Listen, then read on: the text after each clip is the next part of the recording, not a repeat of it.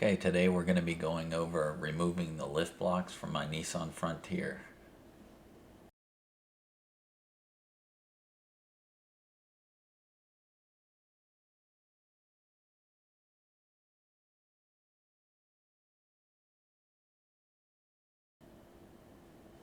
First, you're going to remove the spare tire so you can get to the shocks and just make it easier to get to everything.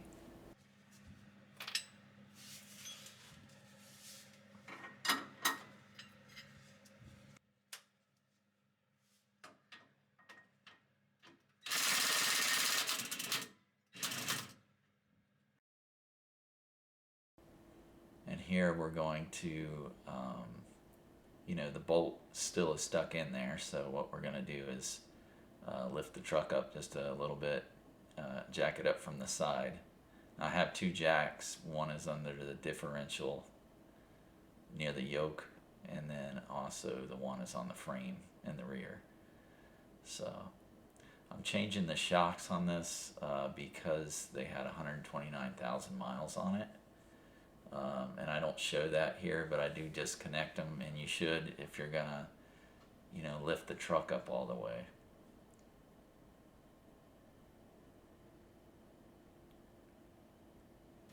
Or basically lower the truck down so that the weight is sitting down on these, so when these come off, these don't do any kind of springy action.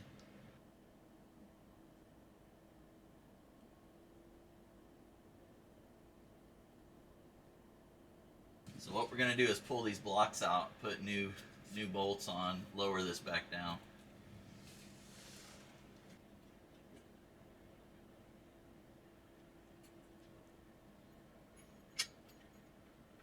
So I'm lowering it all the way back down, just so that one, it will sit totally flat.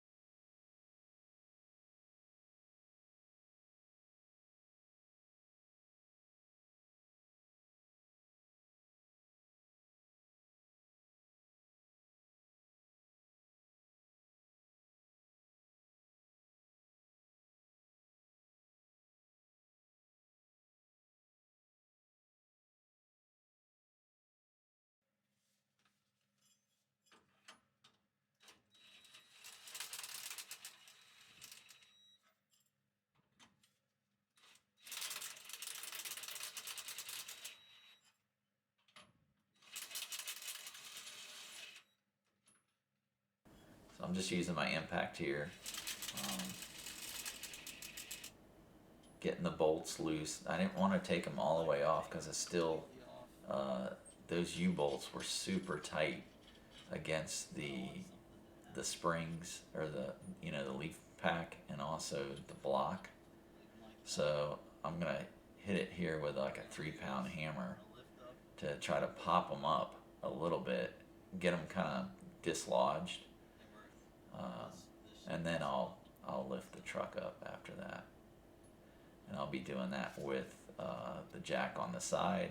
And then, of course, every time I do this, I have to move the other center one under the differential just a teeny bit so it doesn't shift.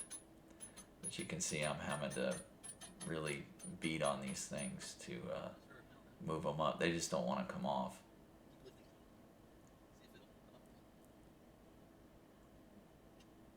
So I lift it up some more, and you can see how much tension the brake line gets.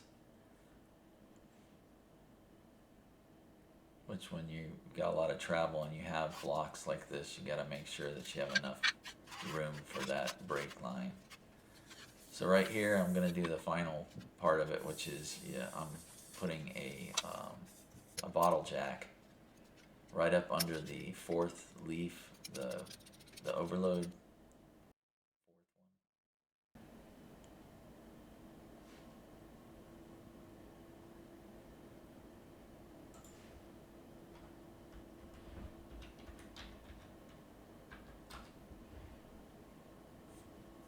And that lifts it up, and then we're going to have to keep going because there's a pretty good sized nib. Basically, I'm going to go ahead and pull the nuts back off totally, then whack it again, and then lift it just a teeny bit more, which will allow me to get the U-bolts off and then pull the block out. Now all the time you want to be careful to not obviously get your hands in there in case something were to happen, but that's why I'm doing it on the ground as well. That's why I'm kind of videotaping this. I've seen a few on other vehicles, but this one I videotaped just in case it was kind of not so easy and people could really see what it was like, and it was kind of, I had to finagle everything to make it work.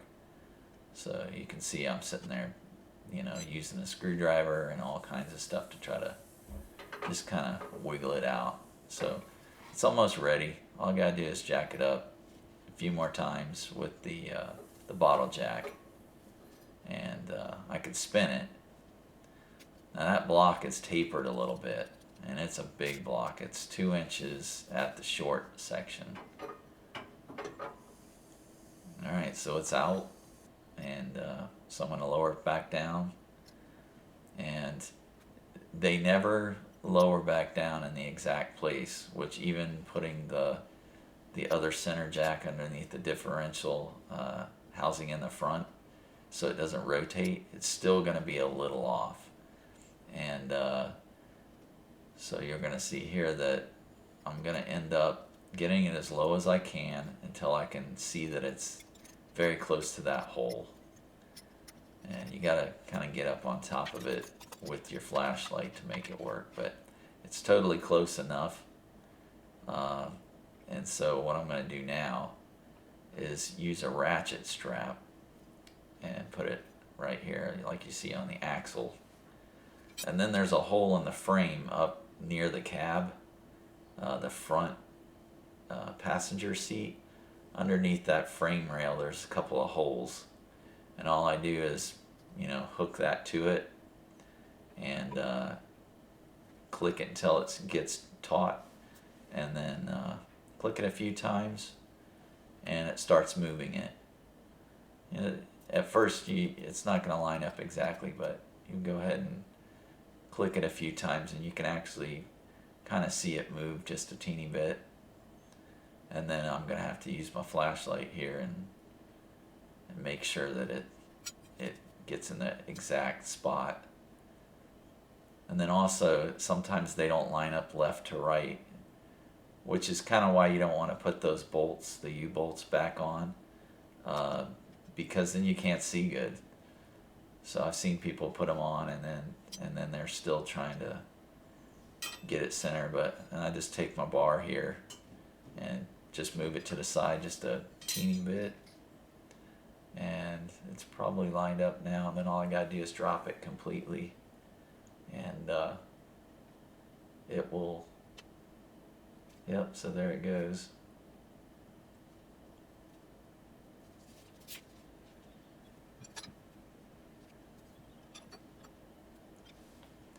Now these U-bolts, they were from Z1 Off-Road and they fit perfect, and I thought they were going to be too short, but they weren't. They fit perfect. They had enough thread on the ends and everything to that it was no problem.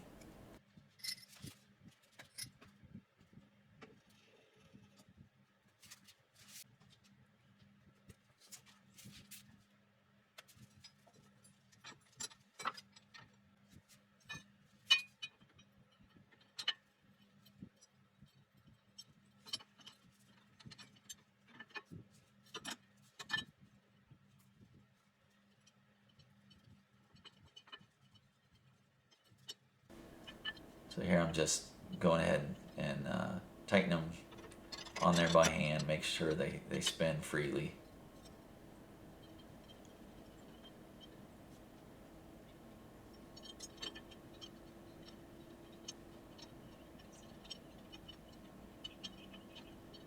Once I got them kind of lined up, I checked it again.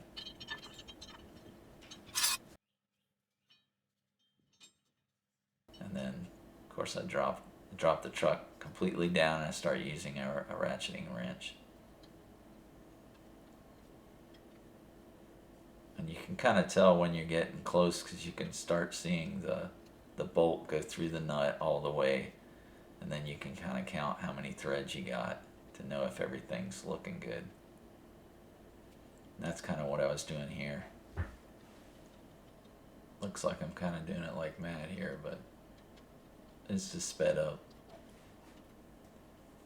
I really wanted to feel and make sure everything was feeling right on it. Obviously the second side, the left side, went so much faster because I knew exactly what I was going to run into. And then I'm just kind of torquing it to what the booklet said, which was, I believe, 55 foot-pounds.